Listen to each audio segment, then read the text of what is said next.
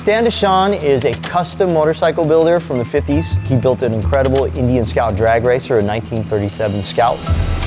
When the chopper craze hit, he saw it, and already in the early 60s, he started Stan's cycle. He started making chopper parts. He extended forks, he made sissy bars, he made risers, tall handlebars, like all the stuff needed to feed the whole chopper scene back in those days. And as a matter of fact, one of his regular visitors was a young, very young Harlan Ness. And that's the stuff that just totally trips my trigger.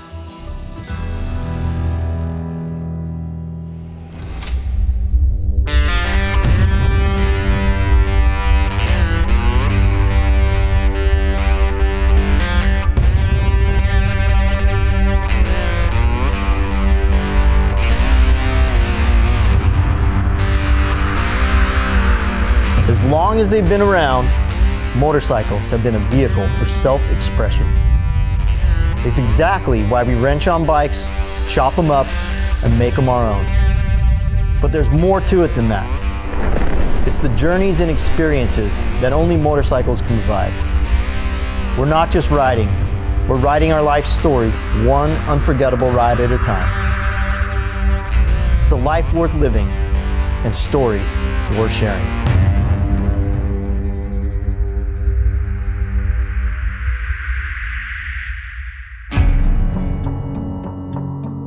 The third builder in this year's custom series is Ronna Norén from Unique Custom Cycles. He is predominantly known for being a chassis builder. He builds really trick frames and chassis. This is a guy who will start with the motor on the table and build everything around it. He is a true bike builder in its truest form. One of the really cool things about Ronna's build is Ola Stenegärd is going to be involved directly in this project. He is the head of design at Indianmotorcycles. Scout is his baby. This is the first time that we're taking forged outside of the United States. So it's actually a really big thing for us. And we were looking for a very well-established builder, someone that could kind of build any kind of style. In short, we were looking for the Roland Sands of Europe. And in my mind, there's only one. And it's Ronna and Unique Custom Cycles. I built my first chopper when I was 14, 15 years old, and that was a long fork, 125 cubic. I've done it for 40 years plus, but I always like to go to work. I've known of Ronna since 1987, and I remember it very clearly because it's the first time one of his bikes showed up and graced the cover of our Bible back in those days, which was the motorcycle magazine, MCM. And his bike just took the whole scene by storm. It was a game changer back then. He was also a member of Plebs Choppers. It was the first time I heard about the club, but very soon thereafter, I would see their bikes on like all the major bike shows in Scandinavia. They were just absolutely stunning. And they took home all the awards. Back then he was a young guy with long hair, with strange kind of triumph choppers. And he joined the club, I think it was in '94. And after that, we always been in the same clubs. We basically both, in a way, started our careers at Plebs Choppers. And Ronna actually started his company, this company, Unique Custom Cycle, in the club's workshop. We kind of followed parallel paths there for a couple of years to come. And now it's like, it feels like the band is back together. It's pretty damn cool, if you ask me.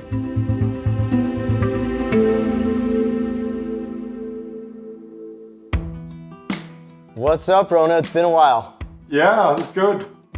How are you? Is it good? Good, yeah, we're both working on similar projects. It's been good to get our hands on this new Indian Scout and wondering how it's going for you.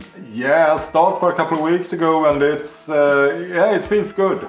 With a new frame, with a tube frame, it's perfect. What are you building?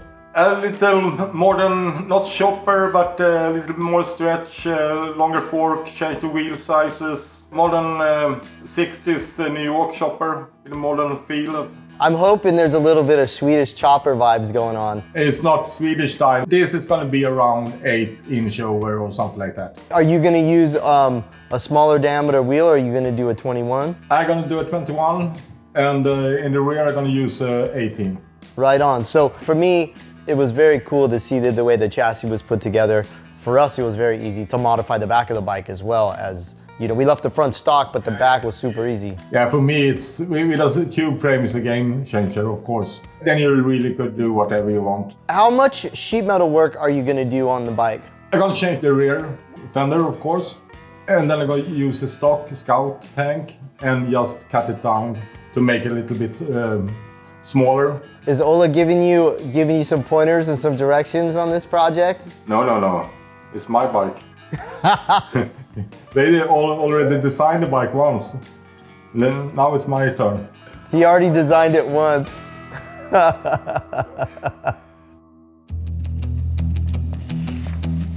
So from all the photos as inspiration, which one did you actually pick? Stan's bike. Stan's bike? Yeah. Why did you pick that one? If you compare them, this is stretch fork, a longer fork, narrow tank, dual exhaust. We're gonna have that on this one too. Yeah, it's kind of the same recipe. Taller bars. Yeah.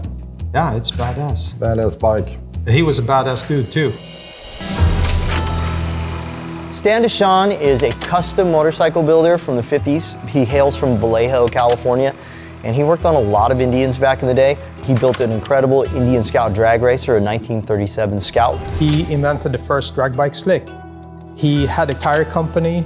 He convinced them to vulcanize a flat strip of rubber onto an old tire. So they even made some fake treads across the tire just to kind of get away with it, to call it safe. He burned it up in the first burnout. It was literally the first drag bike slick ever made. When the chopper craze hit, he saw it, and already in the early 60s, he started Stan's cycle.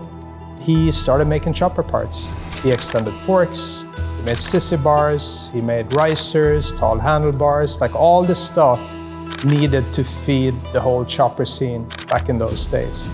And as a matter of fact, one of his regular visitors was a young, very young Harlan Ness. And that's the stuff that just totally trips my trigger.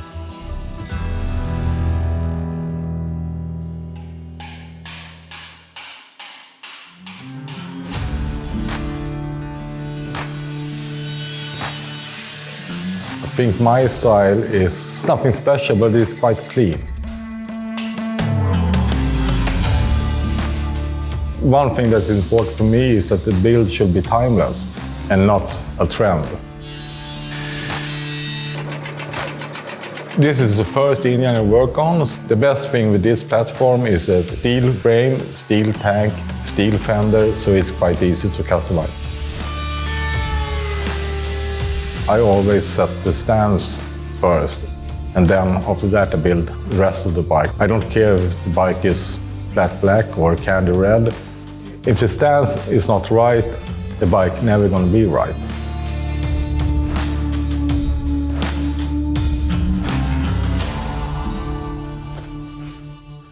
Damn! This is crazy. Yeah. You only had the bike for a week. Yeah, but I stance need a minute to just take it all in. This is crazy. yeah, You did the tank, yeah. triple trees, frame. Tell me about the tank, because you have done a lot of stuff on that. Yeah, I cut it in 4 pieces Wow. and section a little bit in the rear. But you still kept a lot of the theme and the shape from the stock tank. Yeah, I just want to kind of have shrunk it. the classic Indian Scout feel. Right. Yeah, all the So, lines are still there. Yeah. So how does the frame look underneath the tank? Yeah, we could check that. You see here? Oh, you moved the pump. I moved the fuel pump up so I could get it much more narrow in the rear. And now I then- see the frame. Yeah, the This frame. is so cool. You see here, this is much wider. Right. It's more or less like this stock. you stretch it quite a bit. Yeah. So you basically found an air filter that you could use. Yeah. And then you shaped the frame. The frame of the filter, yeah. The welds, they always just blow me away. That's so nice. This is why we made a steel frame. And we were hoping that you were gonna chop it up, and you did. Perfect. Of course. Awesome. This is super, super rad. Now we're working on the rear fender. Oh, you already did Yeah, start with this. I have to have a little wider one. Okay. So it's gonna fit the 18. I'll start with this, and yeah, you could see. It's gonna be more or less like this. I'm gonna cut it down a little bit. All right, it looks really good. Yeah, this is like you should have done it. Talk to the design boss. This is how we should have done it. I will talk to the design. Problem is, I am the design boss. Yeah. Bastard.